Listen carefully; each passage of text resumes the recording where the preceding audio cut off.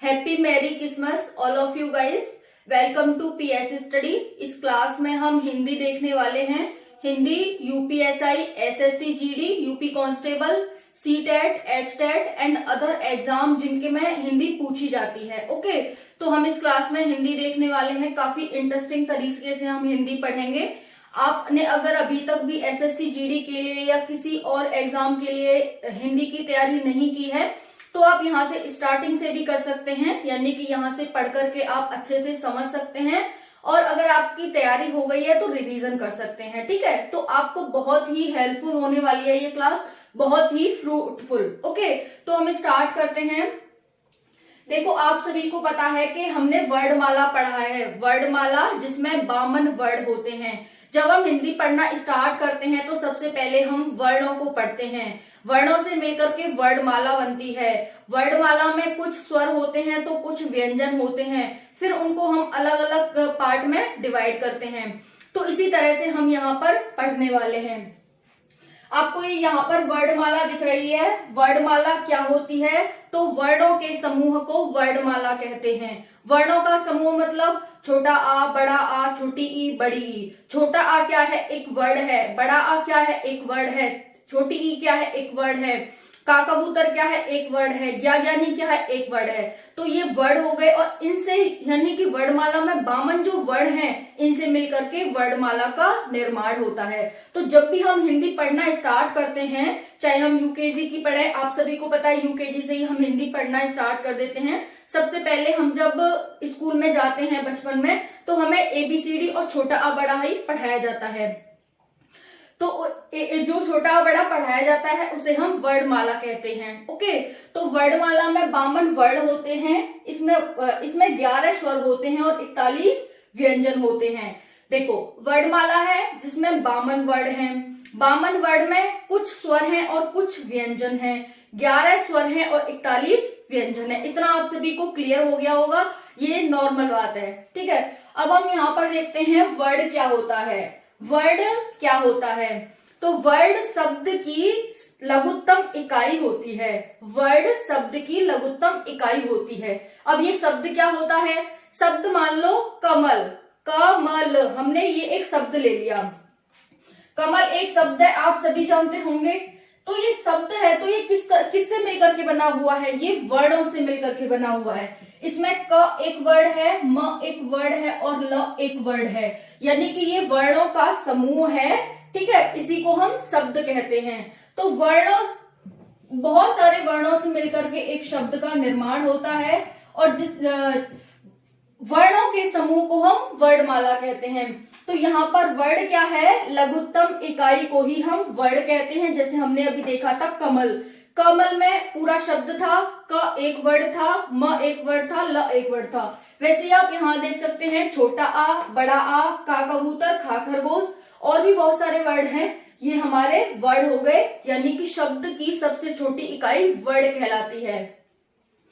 Next है वर्णमाला क्या होती है। नेक्स्ट क्या है? वर्णमाला क्या होती है? तो वर्णों के समूह को वर्णमाला कहते हैं। वर्णों का समूह वर्णमाला कहलाता है। वर्ण क्या थे? हमने देख लिया था, छोटा आ, बड़ा, छोटी बड़ी, ये एक एक वर्ण हैं।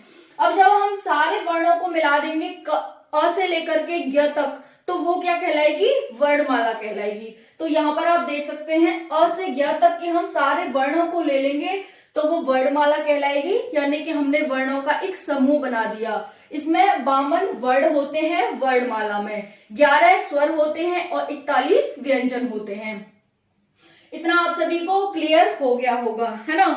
तो आप सभी को दिख भी रहा होगा। ठीक है, नेक्स्ट है, हमने वर्ड देख लिया, वर्णमाला देख लिया। अब हम देखते हैं स्वर क्या होता है। स्वर क्या होता है? ऐसे शब्द, ऐसे वर्ड जिनका स्वतंत्र उच्चारण होता है। तो हम क्या देख रहे हैं? स्वर क्या होता है? ऐसे वर्ड जिनका स्वतंत्र उच्चारण होता है उन्हें हम स्वर कहते हैं।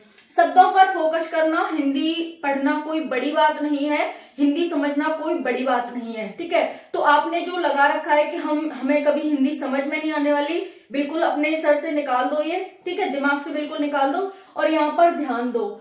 मैं क्या कह रही हूँ कि स्वर क्या होते हैं। ऐसे वर्ण जिनका स्वतंत्र उच्चारण होता है उन्हें हम स्वर कहते हैं। देखते हैं, स्वतंत्र उच्चारण जिनका होता है उन्हें हम स्वर कहते हैं। जैसे छोटा आ, बड़ा आ, छोटी ई, बड़ी ई, छोटा ऊ, बड़ा ऊ, री, ए ओ। ये 11 स्वर हो गए हमारे पास। जैसा कि हमने देखा था कि वर्णमाला स्वर और व्यंजन से मिलकर के बनी हुई है। 11 स्वर हो गए। कौन कौन से? छोटा आ, बड़ा आ, छोटी ई, बड़ी ई, छोटा ऊ, बड़ा ऊ, री, ए ओ। ये 11 स्वर हो गए। तो इनको आपको ध्यान रखना है कि स्वर कौन से होते हैं। अब आप ये मत कहने लगना कि स्वर छोटा आ से बड़ी अंक तक होते हैं, ऐसा नहीं है। इसमें छोटी अंक बड़ी अंक नहीं आती हैं। ये इसीलिए यहाँ तक 11 होंगे। जब आप उन्हें भी मिला देंगे तो 13 हो जाएंगे, जो कि नहीं होते हैं। ठीक है, तो यहाँ पर ये हमारे हो गए स्वर जिनका स्वतंत्र उच्चारण होता है। नेक्स्ट है व्यंजन। व्यंजन क्या होते हैं? ऐसे वर्ण जिनका उच्चारण स्वरों की सहायता से होता है। मैंने क्या कहा है? व्यंजन क्या होते हैं? तो इसका आंसर क्या हो जाएगा? ऐसे वर्ण जिनका उच्चारण स्वरों की सहायता से होता है उसे ही हम व्यंजन कहते हैं। तो स्वर की सहायता से जिनका उच्चारण होता है उन्हें हम व्यंजन कहते हैं। जैसे कि क से ज्ञ तक। क से ज्ञ तक कितने हो जाएंगे? 41, है ना। क से ज्ञ तक कितने हो जाएंगे? 41 हो जाएंगे। इनको हम क्या कहते हैं? व्यंजन कहते हैं।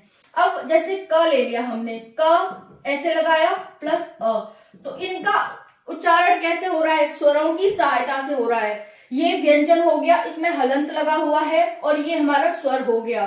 ठीक है, तो आप सभी को ये क्लियर हो गया होगा। वैसे ही हम ख लें, ख को हम कैसे करेंगे? ख हो जाएगा जिसमें हलंत आ जाएगा प्लस अ हो जाएगा। तो इस तरह से इनमें स्वर ऐड होते हैं, तभी हम कहते हैं कि ऐसे वर्ण जिनका उच्चारण स्वरों की सहायता से होता है उन्हीं को हम व्यंजन कहते हैं। तो इतना आप सभी को यहाँ पर क्लियर हो गया होगा। ठीक है, अब हम नेक्स्ट देखते हैं अयोगवाह। अयोगवाह क्या होते हैं? तो यहाँ पर है अयोगवाह छोटी अंग और बड़ी अंग को हम अयोगवाह कहते हैं। छोटी अंग और बड़ी अंग को अयोगवाह कहते हैं। छोटी अंग को हम अयोगवाह कहते हैं, मतलब इन दोनों को हम अयोगवाह कहते हैं। वहीं पर अगर एग्जामिनर आपसे पूछ ले कि छोटी अंग को क्या कहते हैं, अगर आपसे सेपरेट करके पूछ ले कि छोटी अंक को क्या कहते हैं, तो आपको बताना है इसे हम अनुस्वार कहते हैं। वहीं पर बड़ी अंक को पूछ ले कि ओनली बड़ी अंक को क्या कहते हैं, तो विसर्ग कहते हैं। अगर आपसे एग्जामिनर देता है कि निम्नलिखित में से कौन सा अयोगवाह का समूह है ना, ऐसे दे दे, तो आपसे दे दे छोटी अंग बड़ी अंग, फिर दे दे दूसरे पे क ख, फिर दे दे छोटा आ बड़ा आ, फिर दे दे छोटा ऊ बड़ा ऊ, तो आप क्या लगाएंगे? अयोगवाह छोटी अंग और बड़ी अंग। वहीं पर एग्जामिनर आपसे पूछता है कि अनुस्वार निम्नलिखित में से कौन सा एक अनुस्वार है। ठीक है, तो वहां पर आपको दे दे छोटा आ, फिर दे दे का कबूतर, फिर आपको दे दे बड़ी अंग, और फिर आपको दे दे छोटी अंग, है ना, ऐसे दे दे। तो आप किस पर टिक करेंगे? अनुस्वार में। अनुस्वार में आप इस पर टिक करेंगे कि ये अनुस्वार है और ये विसर्ग है। विसर्ग वे शब्द होते हैं जिनमें पीछे 2 बिंदी लगी होती हैं। चाहे कोई सा भी क हो उसमें 2 बिंदी लगी हो तो हम कहेंगे विसर्ग। हम आगे पढ़ेंगे स्वर संधि विसर्ग संधि क्या होती हैं, तो उसमें आप सभी को क्लियर हो जाएगा। तो यहाँ पर हमने देखा स्वर क्या है, व्यंजन क्या है और अयोगवाह क्या होते हैं। अब नेक्स्ट देखते हैं विव्रत। विव्रत स्वर क्या होते हैं? विव्रत स्वर क्या होते हैं, अब हम नेक्स्ट देखने वाले हैं। इतना आप सभी को क्लियर हो गया होगा। वर्ण क्या है, वर्णमाला क्या है, स्वर क्या है, व्यंजन क्या है और अयोगवाह क्या है। हमने 52 वर्ण यहाँ पर देख लिए हैं। इन दोनों को हम अलग से काउंट करते हैं, वर्णमाला में नहीं काउंट होते हैं, ये अलग से काउंट करते हैं हम इन्हें, छोटी अंग और बड़ी अंग जिन्हें हम अयोगवाह कहते हैं। ओके, तो यहाँ पर देख सकते हैं विव्रत स्वर क्या होते हैं। ऐसे स्वर जिनके उच्चारण में पूरा मुंह खुलता है। हिंदी आप अगर पढ़ते हो तो आपको सिर्फ प्रैक्टिकल रूप में पढ़नी है हिंदी को, मतलब प्रैक्टिकल करके देखना है। अगर यहाँ कहा गया है आपसे विव्रत स्वर, यानी विव्रत में कह रहा है कि ऐसे स्वर जिनके उच्चारण में हमारा पूरा मुंह खुलता है, उसको हम क्या कहते हैं? विव्रत स्वर कहते हैं। तो इसने एग्जाम्पल दिया है कि जो बड़ा आ है वो हमारा विव्रत स्वर है। बोल के देखना, बड़ा आ, तो पूरा मुंह खुल रहा है ना हमारा, तो ठीक है। तो इसने कह दिया कि ये जिसमें हमारा पूरा मुंह खुलता है वो होते हैं विवृत स्वर। ठीक है, फिर नेक्स्ट कहता है अर्धविवृत स्वर क्या होते हैं। ये कह रहा है कि अर्धविवृत स्वर ऐसे स्वर होते हैं जिनके उच्चारण में आधा मुंह खुलता है। जब हम अर्ध का मतलब आधा और विवृत का मतलब विवृत का आधा, विवृत में पूरा मुंह खुल रहा था, अर्धविवृत में हमारा आधा मुंह खुलेगा। ये कह रहा है कि इसके एग्जाम्पल है छोटा आ, छोटा आ, छोटी ए और बड़ा ओ। छोटा आ, ये यहाँ पर छोटा आ हो गया, ये बड़ी ए हो गई और यहाँ पर ये बड़ा ओ हो गया।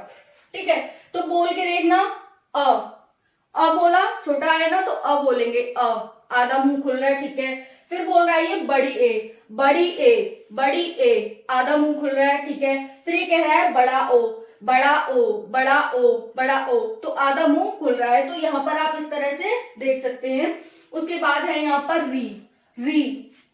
ठीक है, तो आपको क्या ध्यान रखना है अर्धविवृत में कि छोटा आ, बड़ी ए, बड़ा ओ और री, ये हमारे क्या होते हैं, ये हमारे होते हैं अर्धविवृत स्वर। ठीक है, फिर उसके बाद है समृत स्वर। समृत स्वर कैसे होते हैं, ऐसे स्वर जिनके उच्चारण में पूरा मुंह बंद रहता है। पूरा मुंह बंद कौन से स्वर में रहता है, जैसे कि छोटी ई, बड़ी ई, छोटा ऊ, बड़ा ऊ। छोटी ई, छोटी ई, बड़ी ई, छोटा ऊ, बड़ा ऊ, ऐसे हम बोलते हैं ना, तो बहुत कम खुलता है, ऐसा लगता है जैसे पूरा मुंह बंद है हमारा। तो यहाँ पर ये ध्यान रख सकते हैं समृत स्वर में ऐसे स्वर जिनके उच्चारण में पूरा मुंह बंद रहता है, उसी को हम समृत स्वर कहते हैं। ये स्वर हैं सभी, ध्यान रखना। ठीक है, मैं लिख देती हूँ यहाँ पर समृत स्वर, अर्ध समृत स्वर, और ये हो गए हमारे समृत स्वर। ठीक है, फिर वैसे ये अर्ध समृत स्वर। फिर अर्ध समृत स्वर क्या होते हैं, इसमें हमारा पूरा मुंह बंद था, लेकिन फिर अर्ध समृत की बात करेंगे, यानी कि समृत में पूरा बंद था तो अर्ध में मतलब आधा बंद रहेगा। ऐसे स्वर जिनके उच्चारण में आधा मुंह बंद रहता है उन्हीं को हम अर्ध समृत स्वर कहते हैं, जैसे कि छोटी ए और छोटा ओ। छोटी ए और छोटा ओ, छोटी ए आधा बंद है हमारा मुंह, छोटी ए छोटा ओ, छोटी ए छोटा ओ, इस तरह से। तो आपको ये ध्यान रखने हैं। नेक्स्ट है अग्र स्वर क्या होते हैं। अग्र स्वर क्या होते हैं, इस क्लास में जो ये हमारी क्लास है इसमें सिर्फ हम शब्दावलियां ही देखेंगे। कल से हम स्टार्ट करेंगे, क्योंकि ये शब्दावलियां आपको बहुत जरूरी पहले ध्यान रखनी चाहिए, क्योंकि कल हम जब ये कहेंगे कि अग्र स्वर, पश्च स्वर, मध्य स्वर, विवृत स्वर, तो आप कहेंगे पता नहीं ये क्या है अग्र स्वर। इसीलिए मैंने आगे से स्टार्ट नहीं किया, मैंने स्टार्टिंग से स्टार्ट किया है, ताकि आप सभी को ये शब्दावलियां ध्यान रखनी है। जब हम आगे पढ़ेंगे तो ये डायरेक्ट यूज होंगी, तो आपको उस टाइम पर दिक्कत नहीं आएगी। फिर अग्र स्वर क्या होता है, अग्र स्वर किस किस को कहते हैं, छोटा ई, छोटी ई, बड़ी ई, छोटी ए, बड़ी ए और री को कहते हैं हम अग्र स्वर। ठीक है, तो ये 5 हैं जिनको हम अग्र स्वर कहते हैं, ये 5 अग्र स्वर कहलाते हैं। तो आपको ध्यान रखना है कि कौन कौन से होते हैं। देखो ये हमारी जीभ है, ऐसे मान लो कि ये हमारी जीभ है, जब आगे को उठती है, सिर्फ आगे का भाग उठता है तो वो अग्र स्वर कहलाता है। मतलब जिनके उच्चारण में हमारा आगे का भाग उठता है जीभ का, तो वो अग्र स्वर कहलाते हैं। बीच का भाग उठता है तो वो मध्य स्वर कहलाते हैं, और जब पीछे का भाग उठता है तो उसे हम क्या कहते हैं, पश्च स्वर कहते हैं। तो इस तरह से आपको ध्यान रखना है, ये वाला भाग अग्र स्वर, ये मध्य स्वर और ये पश्च स्वर। ओके, तो ये हमारी क्या है, टंग है, ये हमारी जीभ है। तो वही कह रहा है कि अग्र स्वर क्या होते हैं, जिनके उच्चारण में हमारी जीभ का अगला भाग उठता है, उनको हम अग्र स्वर कहते हैं। जैसे छोटी ई, बड़ी ई, छोटी ए, बड़ी ए और री। जैसे छोटी ई आगे वाला भाग उठ रहा है, बड़ी ई, छोटी ए, बड़ी ए, री। ठीक है, आगे वाला आप भी इसे उच्चारण करके देख सकते हैं। फिर है मध्य स्वर। मध्य कौन से होते हैं, जिसमें बीच वाला भाग उठेगा, जैसे अ है ना, बीच का उठ रहा है। फिर हो जाएगा पश्च स्वर। पश्च स्वर में हमारा पीछे वाला भाग उठेगा, जीभ का पीछे वाला भाग, जैसे कि आ, उ, ओ, बड़ा आ, छोटा ऊ, बड़ा ऊ, छोटा ओ और बड़ा ओ। ठीक है, तो यहाँ पर आप जब बोलेंगे आ, तो यानी पीछे वाला भाग उठ रहा है हमारा आ। छोटा ऊ, बड़ा ऊ, छोटा ओ, बड़ा ओ, ये हमारा पीछे वाला भाग उठ रहा है। ओके, तो इस तरह से आपको प्रैक्टिकल ये करके देखना है। फिर होते हैं संयुक्त स्वर। संयुक्त स्वर कौन से होते हैं? छोटी ए, बड़ी ए, छोटा ओ और बड़ा ओ। छोटी ए, बड़ी ए, छोटा ओ और बड़ा ओ, ये हमारे संयुक्त स्वर होते हैं। संयुक्त का मतलब है ये अन्य स्वरों से भी मिलकर के बने हुए हैं।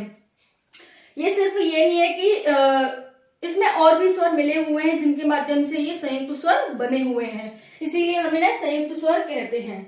तो इतना आप सभी को यहाँ पर क्लियर हो गया होगा कि हमने इसमें क्या देखा कि हमारी एक हिंदी है जिसमें 52 वर्ण हैं। वर्णों से के मेल से वर्णमाला का निर्माण होता है। वर्णों के मेल से वर्णमाला का निर्माण होता है। वर्णमाला में 11 स्वर होते हैं, 41 व्यंजन होते हैं। फिर वर्ण क्या होता है? वर्ण शब्द की लघुत्तम इकाई होती है। वर्ण शब्द की लघुत्तम इकाई होती है, जैसे कि ये हमारे वर्ण हैं। फिर वर्णमाला क्या होता है? वर्णों का समूह वर्णमाला कहलाता है, जैसे कि अ से ज्ञ तक 52 वर्ण हो गए। फिर आता है स्वर। स्वर में जिनका स्वतंत्र उच्चारण होता है वो स्वर कहलाते हैं। व्यंजन क्या होते हैं? स्वर की सहायता से जिनका उच्चारण होता है, जैसे मैंने बताया था क में क्या हो गया? क हलंत आ गया प्लस अ आ गया, ये स्वर की सहायता से इसका उच्चारण हुआ है। तो इस तरह से भी मैंने बताया था, वो हो गया। फिर अयोगवा होता है। अयोगवा छोटी अंग और बड़ी अंग को कहा जाता है। वहीं आपसे सेपरेट करके पूछे कि अनुस्वार कौन सा शब्द, कौन सा वर्ड है, तो आपको बताना है अनुस्वार जो होता है छोटी अंग होती है और विसर्ग बड़ी अंग होती है। फिर है विव्रत स्वर, ऐसे स्वर जिनके उच्चारण में पूरा मुंह खुलता है, जैसे कि बड़ा आ। अर्धविव्रत स्वर, ऐसे स्वर जिनके उच्चारण में आधा मुंह खुलता है, जैसे कि छोटा आ, बड़ी ए और बड़ा ओ। छोटा आ, बड़ी ए और बड़ा ओ और री, है ना, ये 4 हो गए। ये आपको ध्यान भी रखने हैं कि विव्रत स्वर कौन सा है, कितने होते हैं? 1। अर्धविव्रत कौन से होते हैं हमारे? 4। अर्धविव्रत स्वर 4 होते हैं। समव्रत स्वर कितने होते हैं? 4 होते हैं। फिर अर्धसमव्रत स्वर कौन से होते हैं? 2 होते हैं। ऐसे पूछा जा सकता है, किसी भी तरह से पूछ सकता है एग्जामिनर आपसे। ऐसे पूछ सकता है कि अर्धविव्रत स्वरों की संख्या कितनी है, ऐसे पूछ लेगा, समव्रत विव्रत इनमें से। या फिर ऐसे पूछ लेगा निम्नलिखित में से कौन सा समव्रत स्वर है, कौन सा अर्धसमव्रत स्वर है, इस तरह से, है ना। फिर उसके बाद है अग्रस्वर। क्या होते हैं? जो आगे वाली जीभ हमारी उठती है उनको अग्रस्वर कहते हैं। जिनके उच्चारण में हमारा मध्य वाला भाग उठता है जीभ का, उसे हम मध्य स्वर कहते हैं। और ऐसे वर्ड जिनके उच्चारण में हमारा पश्च भाग उठता है उसे हम पश्च स्वर कहते हैं। संयुक्त स्वर जो अन्य स्वरों से मिलकर के बने हुए होते हैं उन्हें हम क्या कहते हैं? संयुक्त स्वर कहते हैं। इतना आप सभी को क्लियर हो गया होगा यहाँ पर। अब हम देखते हैं व्यंजन। व्यंजन 41 थे हमारे, ठीक है। अब हम उसके बाद देखेंगे कि संयुक्त व्यंजन क्या होते हैं। व्यंजन तो आप सभी को देख लिया कि क से ज्ञ तक व्यंजन होते हैं। अब हम देखेंगे व्यंजन, जो संयुक्त व्यंजन होते हैं वो क्या होते हैं। संयुक्त व्यंजनों की संख्या 4 होती है। आपसे एग्जामिनर पूछे कि संयुक्त व्यंजन की संख्या कितनी है, आंसर हो जाएगा 4। पूछे कि भाई त्र का कौन सा संयुक्त व्यंजन है, जैसे त्र में दे दे, आपको दे दिया त्र का कौन सा संयुक्त व्यंजन है, तो ऑप्शन ए में दे दिया त अ, ऐसे दे दिया। बी में दे दिया त थ, फिर सी में दे दिया त द, ऐसे दे दिया। फिर डी में दिया आपको त र, ठीक है। तो ये है हमारा तर है ना हमारा, तो ये डी वाला सही होगा आपका आंसर, ठीक है। इस तरह से आपको एग्जामिनर दे सकता है कि त्र का संयुक्त व्यंजन बताओ कौन सा है, तो इसीलिए आपके लिए इंपॉर्टेंट हो जाता है ये यहाँ पर। ध्यान रखना कि छ किससे मिलकर के बना हुआ है, छ क और स से मिलकर के बना हुआ है। क है जिसमें हलंत लगा हुआ है और पेट चीरा सा है। फिर त्र है जिसमें त है, हलंत लगा हुआ है और र है। फिर ज्ञ है जिसमें ज में हलंत लगा हुआ है। इन सब आगे वाले में हलंत लगा हुआ है, यानी कि ये आधे हैं, प्लस इसमें ये क्या है, पूरे पूरे व्यंजन हैं। तो यहाँ पर क हलंत श, त में हलंत र, ज में हलंत अ और श में हलंत र। जैसे कि छ मतलब क श छ, त्र त र त्र, ज्ञ ज अ ज्ञ, श्र स र स्र, ठीक है। इस तरह से बहुत ही इजी है, इन्हें याद रखना, बट आपको ध्यान से सुनना और देखना होगा अच्छे से। नेक्स्ट है संयुक्त स्वर कौन से होते हैं। जैसे अभी हमने यहाँ देखा था ना, संयुक्त स्वर 4 संयुक्त स्वर होते हैं और 4 संयुक्त स्वर होते हैं और 4 संयुक्त व्यंजन होते हैं। तो ये संयुक्त व्यंजन है, छोटी ए बड़ी ए छोटा ओ बड़ा ओ, छोटी ए बड़ी ए छोटा ओ बड़ा ओ। अब ये मिलकर के किससे बने होते हैं, छोटा आ बड़ा आ प्लस छोटी ई बड़ी ई। जैसे ए बनेगा कैसे, ए बनेगा अगर हम छोटा आ में छोटी ई मिला देते हैं तो क्या बन जाएगा, ए बन जाएगा। अगर हम छोटा आ में बड़ी ई मिला देते हैं तो ए बन जाएगा। अगर हम बड़ा आ में छोटी ई मिला देते हैं तो ए बन जाएगा। अगर हम बड़ा आ में बड़ी ई मिला देते हैं तो ए बन जाएगा। ठीक है, यानी कि इसके 4 पार्ट हो सकते हैं जो मैंने यहाँ पर लिखा है। कल और अच्छे से समझावेंगे, क्योंकि देखो ये ना डिजिटल बोर्ड तो है नहीं हमारा, जैसा भी बोर्ड है तो थोड़ी इसकी लिमिटेशन है, तो आप सभी को थोड़ा सा वो करना पड़ेगा, कॉम्प्रोमाइज कर सकते हैं पढ़ाई में नहीं, बट यहाँ पर इसे हम कल दोबारा से समझा देंगे, कोई टेंशन लेने वाली बात नहीं है। छोटी ए आ प्लस ई से मिलकर के 4 मैंने बताया कि 4 इसके कौन कौन से पार्ट बनेंगे, कैसे कैसे ये ए बन सकता है। वैसे ही बड़ी ए में आ प्लस ए, सिर्फ इसमें छोटी ए मिलेगी यहाँ पर जब ये बड़ी ए बनेगी। फिर छोटा ओ कैसे बनेगा, आ प्लस उ। जब बड़ा ओ बनाना होगा तो फिर यहाँ पर हमें ओ लाना होगा, सेम ऐसे ही। ठीक है, तो 4 संयुक्त स्वर हो गए और 4 संयुक्त व्यंजन हो गए। इतना आप सभी को क्लियर हो गया होगा। ठीक है, अब हम नेक्स्ट देखते हैं। नेक्स्ट है हमारा प्लुत स्वर क्या होते हैं। नेक्स्ट क्या है, प्लुत स्वर क्या होते हैं। देखो आप सभी ने जैसे रामायण वगैरह पढ़ी होगी, तो उसमें हम जब चौपाई वगैरह पढ़ते हैं तो आ करके ऐसे डला होता है, ऐसे, है ना, बहुत बार देखा होगा। इसका मतलब ये आ ऐसे बहुत दूर तक जा रहा है ये आ, इसी को हम प्लुत स्वर कहते हैं, इस वाले सिंबल को।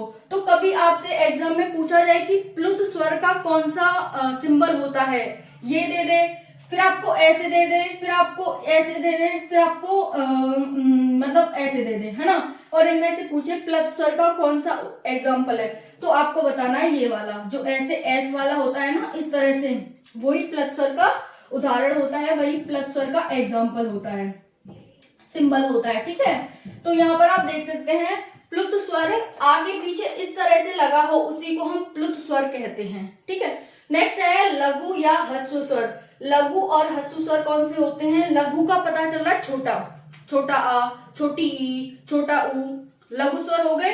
तो वही है, छोटा आ, छोटी ई, छोटा ऊ और री, 4 लघु स्वर होते हैं। 2 तरह से पूछा जा सकता है क्वेश्चन, निम्नलिखित में से कौन सा लघु स्वर है। छोटा आ, बड़ा आ दे देगा, इस तरह से 4 ऑप्शन दे देगा, तो आपको छोटा आ, छोटी ई, छोटा ऊ ध्यान रखना है। ठीक है, और एक री होता है। दूसरा पूछ सकता है ह्रस्व स्वर या लघु स्वरों की संख्या कितनी होती है, 4, 5, 6, 8, तो आपको बताना है 4 होती है ना। नेक्स्ट है दीर्घ स्वर। दीर्घ का मतलब बड़ा आ, बड़ी ई, बड़ा ऊ, बड़ा ओ, है ना, तो यहाँ पर देख सकते हैं बड़ा आ, बड़ी ई, बड़ा ऊ, छोटी ए, बड़ी ए, छोटा ओ और बड़ा ओ, है ना, ये यहाँ पर 7 हो गए। तो दीर्घ स्वर आपको ध्यान रखना है, दीर्घ स्वरों की संख्या 7 होती है। इसमें कौन से आते हैं, बड़ा आ, बड़ी ई, बड़ा ऊ, बड़े ए तो आएंगे आएंगे, प्लस इसमें छोटी ए भी आ जाएगी और छोटा ओ भी आ जाएगा। इतना आप सभी को क्लियर हो गया होगा। फिर है मूल स्वर कौन से होते हैं। मूल स्वर है छोटा आ, छोटी ई, छोटा ऊ और छोटा ओ, ये 4 मूल स्वर होते हैं। कैसे भी पूछा जा सकता है क्वेश्चन में, मूल स्वरों की संख्या कितनी है, ऐसे पूछा जा सकता है, या फिर निम्नलिखित में से कौन सा मूल स्वर है। मूल का मतलब जिनसे बड़े बने हैं, छोटा आ से बड़ा आ बना है तो छोटा आ मूल स्वर हो गया, छोटी ई से बड़ी ई बनी है तो छोटी ई मूल स्वर हो गई। वैसे ही बड़ा ऊ किससे बना है, छोटा ऊ से, तो छोटा ऊ मूल स्वर हो गया। बड़ा ओ किससे बना है, छोटा ओ से, तो छोटा ओ मूल स्वर हो गया। तो ये 4 मूल स्वर होते हैं, ये 4 ह्रस्व स्वर होते हैं, ये 7 दीर्घ स्वर होते हैं। नेक्स्ट है अंतस्थ व्यंजन। ये व्यंजन है तो इसका मतलब इसमें अ ई तो आएंगे नहीं, है ना, इसमें क्या आएगा, इसमें व्यंजन आएंगे जो हमने क से ज्ञ तक देखे थे। तो अंतस्थ व्यंजन आपको ध्यान रखने हैं, य, र, ल, व अंतस्थ व्यंजन होते हैं। य, यायक, रारथ, लालड्डू और वावकील या वावकड़ी, ये सारे क्या होते हैं, अंतस्थ व्यंजन होते हैं। फिर है संघर्षी या ऊष्म व्यंजन। दोनों को ध्यान रखना है, मैंने इसीलिए 2 जिनके नाम है वो इसीलिए रखे हैं, ताकि लिखे हैं यहाँ पर, ताकि आप कंफ्यूज ना हो जाए और एग्जाम में गलत ना हो जाए। तो संघर्षी या ऊष्म व्यंजन एक ही बात है, संघर्षी व्यंजन या ऊष्म व्यंजन। लघु स्वर या फिर ह्रस्व स्वर एक ही बात है। तो संघर्षी या ऊष्म व्यंजन क्या होते हैं? श, स, स, ह, सीटी वाला सा, पेट चिरा सा, सवाल वाला सा और हल्का ह। ये 4 होते हैं हमारे संघर्षी या ऊष्म व्यंजन। फिर है अघोष व्यंजन क्या होते हैं? अघोष यानी कि जिसके पीछे 1 और 2 हो उसको हम क्या कहते हैं? अघोष व्यंजन कहते हैं। अघोष, मतलब आगे वाला। आगे वाला कौन सा? 1 और 2 प्लस स, श, स, सीटी वाला सा, पेट चिरा सा, सवाल वाला सा, हर का हानि आएगा। ये इनकी कुछ ना कंडीशन होती हैं, वो आपको ध्यान रखनी है। ऐसा नहीं करना कि अगर मैंने श सा लिखा है या ह नहीं लिखा तुम कहीं ह लिखने लग जाओ यहाँ, है ना। इसमें नहीं आता है ह तो आपको भी ह नहीं लिखना है यहाँ पर। तो अघोष व्यंजन कौन से होते हैं? अघोष का मतलब आगे के 1 और 2, फिर होता है सीटी वाला सा, पेट चिरा सा और सवाल वाला सा। फिर होता है सघोष व्यंजन, मतलब आगे के, सघोष मतलब पीछे के, 3, 4, 5, जैसे कि गा गैया।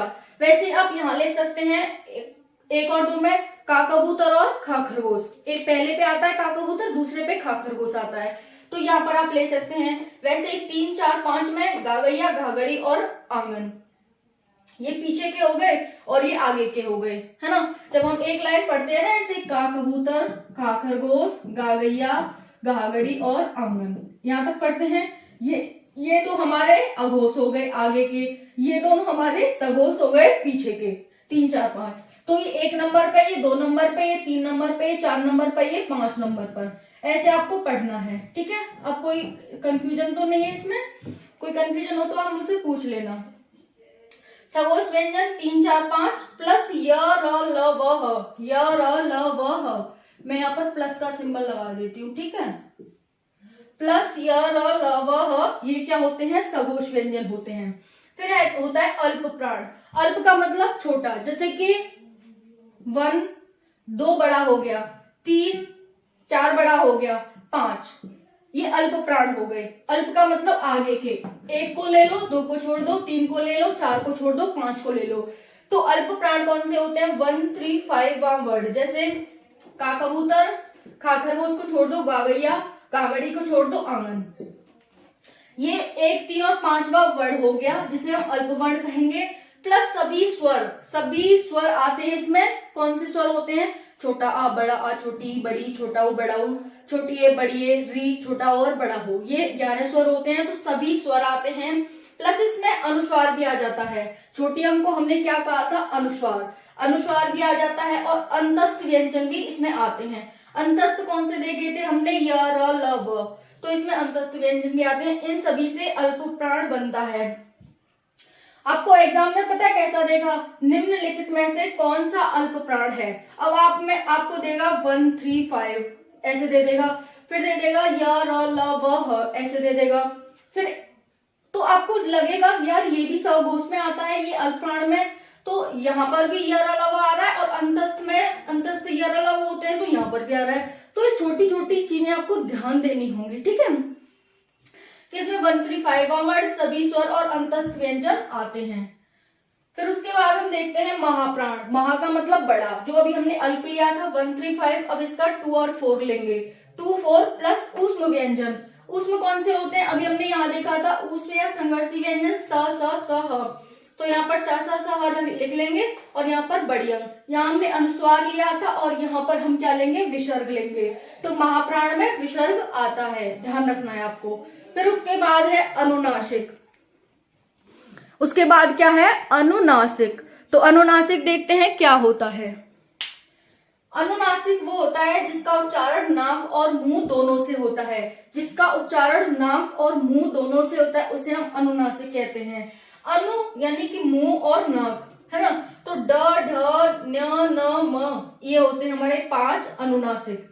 ड, य, ढ, न, म, ड, ढ, न, म का मतलब हो गया, जैसे हम जैसे लिखेंगे ना क, ख, ग, घ, य। फिर आ जाएगा च, छ, ज, झ, य, ठीक है। फिर आ जाएगा ट, ठ, ड, ढ, न। तो ये पीछे वाले जो पंचमाक्षर होता है ना, यहाँ पर लिखा हुआ है अंतिम पंचमाक्षर या अनुनासिक होता है। इसका उच्चारण कैसे होता है? नाक और मुंह से होता है। ड, ड, तो नाक और मुंह दोनों से हो रहा है। न्य, नाक और मुंह, ण, न, म दोनों से हो रहा है।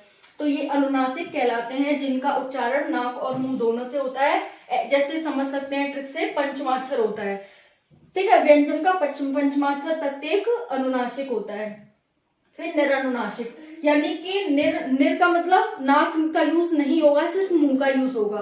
तो निरनुनासिक कौन से होते हैं? नाक से नहीं, केवल मुंह से इनका उच्चारण होता है। जैसे अ आ इ ई, अ आ इ ई, मुंह हो रहा है, बिल्कुल नाक पे नहीं जा रहा। अ आ इ ई, आप भी बोल के देखना, अ आ इ ई, है ना, ये बिल्कुल मुंह से हो रहा है। तो निरनुनासिक कौन से होते हैं? नाक से नहीं। निरनु का मतलब नाक से नहीं, सिर्फ मुंह से। अ आ इ ई। फिर होते हैं द्विगुण व्यंजन, द्विगुण कह लो या उच्छिष्ट व्यंजन कह लो, कुछ भी पूछ सकता है एग्जामिनर, द्विगुण या उच्छिष्ट। देखो जिनमें नीचे ये लगता है ना, ड और ढ में लगता है, तो इनको ही हम क्या कहते हैं? द्विगुण या उच्छिष्ट व्यंजन कहते हैं। तो आपको ध्यान रखना है द्विगुण और उच्छिष्ट व्यंजन में ड और ढ। फिर होते हैं स्पर्श व्यंजन। स्पर्श व्यंजन हमारे 25 होते हैं। कभी एग्जामिनर आपसे पूछ लेता है स्पर्श व्यंजन कौन से होते हैं, 25, 30, 35, 40 ऐसे देगा, तो आपको ध्यान रखना है 5 × 5 25 होते हैं। कल हम देखेंगे स्पर्श व्यंजन कौन से होते हैं, जैसे कि क, ख, ग, घ, ड़। फिर आता है च, छ, ज, झ, ञ, ट, ठ, ड, ढ, न, क, च, ट, प, प, फ, ब, भ, ये होते हैं हमारे। एक और लाइन आएगी क, च, ट, प, पापड़े, भावल, भावकड़ी, भावटी, भावची, या, लव, है ना, ये सारे। तो ये हमारे 25 होते हैं, 5 ऐसे और 5 ऐसे, इसी को हम क्या कहते हैं? स्पर्शी व्यंजन कहते हैं। ओके, तो इतना आप सभी को क्लियर हो गया होगा, क से लेकर के म तक, क से म तक, जो मैंने 5-5 पंक्तियां भी बनाई थी। फिर होता है यहाँ पर द्वित व्यंजन। द्वित व्यंजन कौन से होते हैं? जिसमें 2 बार कोई भी अक्षर 2 बार आता है, कोई भी वर्ड 2 बार आता है, उसे हम द्वित व्यंजन कहते हैं। जैसे कि गद्दा, इसमें आधा दा आ रहा है, फिर पूरा दा आ रहा है। दिल्ली, जिसमें आधा ला आ रहा है, फिर पूरा ला आ रहा है। बिल्ली, वैसे ही कट्टी, है ना, वैसे ही नल्ला, है ना, पिल्ला, ऐसे। तो जिसमें 2 बार एक ही वर्ड आता है, एक आधा पूरा, उसी को हम क्या कहते हैं? द्वित व्यंजन कहते हैं। फिर आता है पार्श्विक व्यंजन। ल को हम पार्श्विक व्यंजन कहते हैं। पार्श्विक और लुंठित को कैसे कहते हैं? र लुंठित को कहते हैं। लुंठित या प्रकंपित एक ही होता है, र होता है, पार्श्विक ल होता है। तो इस तरह से साथियों ये काफी इंपॉर्टेंट था, आपको ये सारी शब्दावलियां कल याद करके आनी है। कल हम नेक्स्ट देखेंगे, इससे स्पर्शी व्यंजन से स्टार्ट करेंगे। स्पर्शी व्यंजन क्या होते हैं, कैसे होते हैं, कितने प्रकार के होते हैं ये, और जो भी शब्दावलियां रह गई हैं हम वो देखेंगे। उसके बाद हम नेक्स्ट आगे देखेंगे संधि, फिर उसके बाद समास, ये सब देखेंगे। ठीक है, तो आपको ये क्लास कैसी लगी कमेंट सेक्शन में जरूर बताना। जय हिंद, जय भारत।